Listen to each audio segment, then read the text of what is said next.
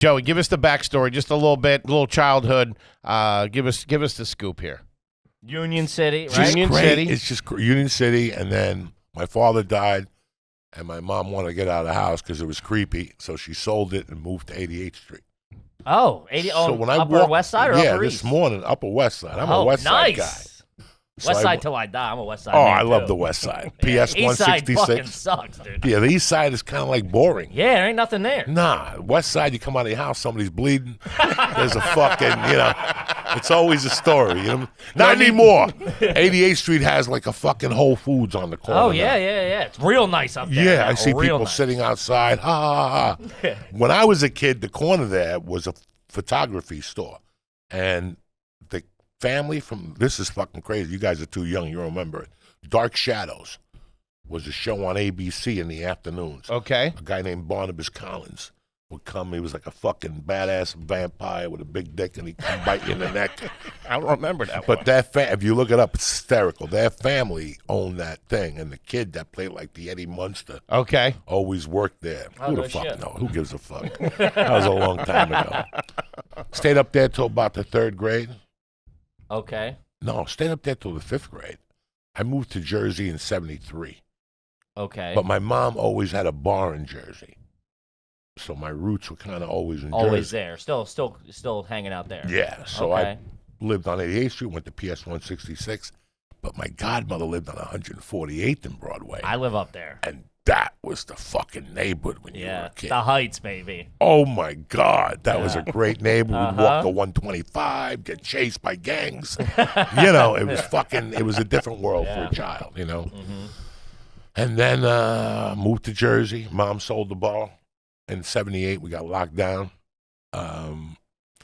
What was the name of the bar, if you don't mind me asking? El Reloj. It's a Cuban bar called, it means the watch in Spanish, the clock. They serve food or just booze? At the time? Yeah. Well, my mom had a Cuban joint that did Cuban sandwiches and shit. Really? I Oh, didn't know. that's On like awesome. 32nd Street, and I think it's New York, Palisade Avenue. And then when she closed that in like 56, she opened the bar.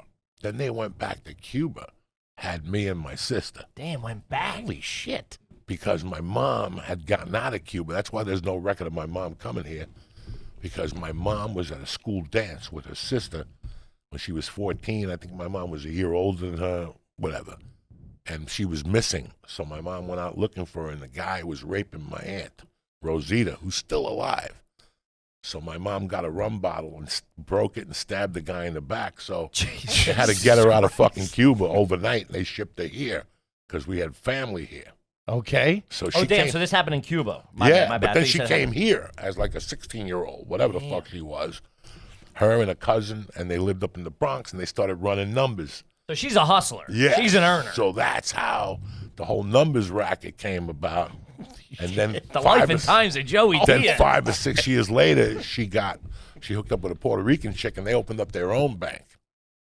And then it became dangerous. It was like a woman's little candy store running numbers, and they did it. And then they went back to Cuba, came back. My sister got stuck in Cuba. My sister wanted to finish out the school year. Okay. They went back after the revolution or before the revolution? They went back after the revolution. Okay. To try to bring my grandmother back and all those fucking people, but those fucking commies Sure. didn't want to go anywhere. They were just settled in Cuba. They didn't Yeah, know. right. They didn't know what was on the horizon. They had no idea. So my parents came back. My dad died a week, maybe a month after he got here. I was like 3. Damn. So that was like shocking. And then, it just flipped up the house.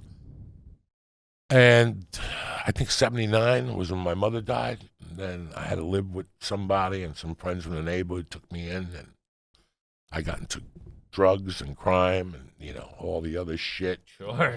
Ended up getting locked up, and then came out. By that time, I had a hint about comedy, but where I was from, they didn't talk about that. It's like being in Philly. Same Who shit. spoke to you about fucking I got going all- to theater? Dude, I still Nobody. got- You know what I'm saying? got- Like, if I fucking ever, I'm dying to fucking look up where my guidance counselor's buried, so I go piss on his fucking grave. Because they never told you what was available to you. Uh-huh. In Philadelphia had the same thing.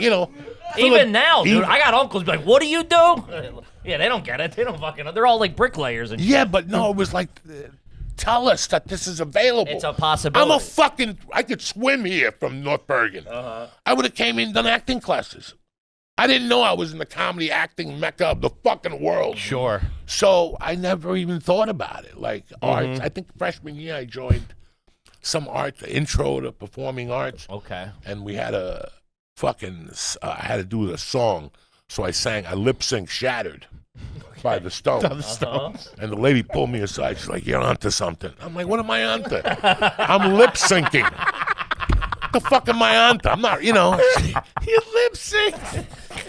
It's crazy. I was Kids always are doing angry. Shakespeare monologues. You're doing Yeah, I was Casey and the always Sunshine angry Man. about that because I wanted to go. know.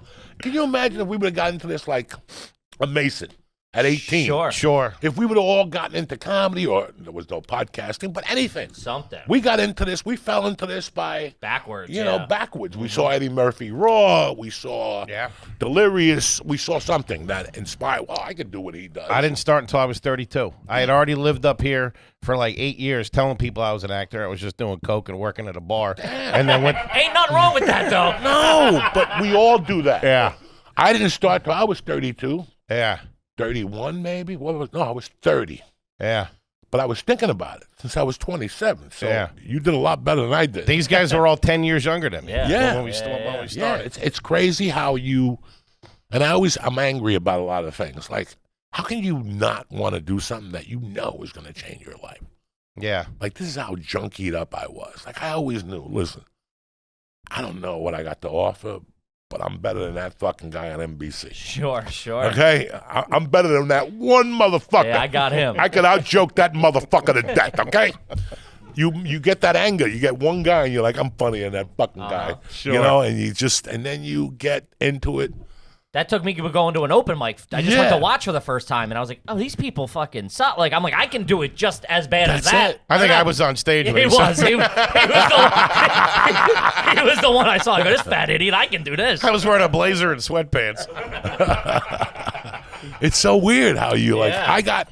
right before I got locked up, there was a guy that didn't kind of like me. We didn't like each other. He wasn't a bad guy. You know, like when you just, Sure, you just don't get along with you act a weird way one day, and now it ruined it. And I tried to apologize to the guy, but he was just a hard-ass guy. And he came up to me once, and he goes, listen, I know you don't like me. I know you don't like me. I had to be maybe 28 at the time.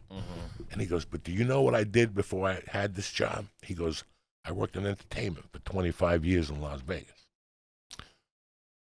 He goes, you got to get into comedy. Really? And I'm like, look at this fucking Humpty Dump motherfucker Out of here. trying to tell me what. But like a week later, I got arrested. Like right after he told me that, Sure, a week that'll later, resonate with not you. even a week later, I got arrested. And that always, and I was like, what the fuck's he know? And then I got out and I fucking tried to get into school and shit. Then I got sentenced. Gotcha. And when I got sentenced was when I was, wait a second, with a felony, what am I going to do when I get out? Yeah. I can't even be a fucking acupuncturist. Imagine Joey Did being you your want actor. to do that? Anything. I mean, I can't cut hair. I mean, you can't get a license. You could, yeah. You Yeah. can't you get wanna a cut fucking- hair? No, but when you're fucking retarded and you're 30 They're too so and specific. the fucking things. roads are closing to Anya, every road is closed when you're 30. Sure. If you think your life's over when you're fucking 20, wait till you're 30 and you've already like, And you got a felony on you. yeah, you got a felony, you got some chick pregnant, she's hunting you down, the grandmother wants to suck your dick, and now you're like now you're pressured to get into something. Like you're gonna be I'm gonna be 30. Yeah. I fucked around, I ate Quaaludes, I got hepatitis, I gotta settle down. That was where I was at. Sure. That's a scary, listen, when you're 20 and you have an idea, like I'm gonna go to college to be an underwater biologist. And then you get there and you're like, I don't like fucking being underwater, Yeah, son. but I'll become a biologist. Sure. You're on the right path. You're at least in that Sure. world. Guys like you and I, we didn't have that. We could have gone to work with our Uncle Vinny at the Yeah, shop. sure. We could have gone to the fruit stand, or we could have worked at the warehouse. Yeah, you yeah, you yeah. don't have that. And it kind of stays with you for a while. Like, oh, I want to be an actor. Fuck, I can't even work at a fruit stand. Yeah. Like, I don't even know what a tangerine is. Like, you know what I'm saying? Like, So now we tend to get jobs that are money. You know, like when you're 20, you're like, I got a good job. I work in an elevator union. I make $38 an hour. I was waiting tables. Yeah, and then when you're 30 one day, you're like, I got to do something that I like. This ain't going to work. It's bad enough I got to get up and go to work. It's bad enough. I don't want to do it. I'd much rather sell coke. I'd much rather cut through the shake and sell coke. Now you're speaking mug my somebody once a month. You know, I'll make ends meet. But that always, it's not going to work for you. Sure. It's not going to fucking work. Did you stay all through high school? Did you do all of high school? Nah. No? Were you into drugs at that point? Like pretty heavy or no? Yeah. 80, listen, 79, my mom died. I had already done coke one time. I wasn't happy about it.